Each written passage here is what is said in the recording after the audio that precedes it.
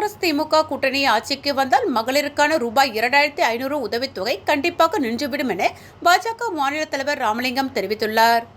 இது தொடர்பாக பேசிய அவர், புதுச்சேரியில் காங்கிரஸ் கட்சியினர் நடத்திய நடைபயணத்தில் ஆரம்பத்தில் 150 பேரும் முடியும் பொழுது 50 பேர் மட்டுமே இருந்தனர். கடந்த முறை அவர்கள் ஆட்சியில் இருந்தபோது எதையும் செய்யாமல் இப்போது ஓட்டு கேட்க வருவார்களா என மக்கள் கேள்வி எழுப்புகின்றனர். இதனிடையே யார் ஆட்சியை பிடிப்பது என காங்கிரஸ் திமுகவினர் சண்டை போட்டுக் கொண்டுள்ளனர். இவர்களின் லட்சியம் ஆட்சிதான், மக்களுக்கு நல்லது செய்வதில்லை. பாஜக என்ஆர் காங்கிரஸ் கூட்டணி அரசு கடந்த தேர்தலில் அளித்த வாக்குறுதிகள் அனைத்தையும் நிறைவேற்றியுள்ளோம். காங்கிரஸ் திமுக கூட்டணி ஆட்சிக்கு வந்தால் மகளிருக்கான ரூபாய் 2500 உதவித்தொகை கண்டிப்பாக நின்றுவிடும். மத்தியில் பாஜகவும் மாநிலத்தில் பாஜக கூட்டணி ஆட்சி இருந்தால்தான் அனைத்து திட்டங்களும் சிறப்பாக நடக்கும் என்பது மக்களுக்கு நன்கு தெரிகிறது. காங்கிரஸ் பாத யாத்திரை நிறைவு விழாவில் பங்கேற்ற அகில இந்திய காங்கிரஸ் பொதுச் செயலாளர் வேணுகோபால், புதுச்சேரி சட்டம் ஒழுங்கு சரியில்லை என கூறியுள்ளார்.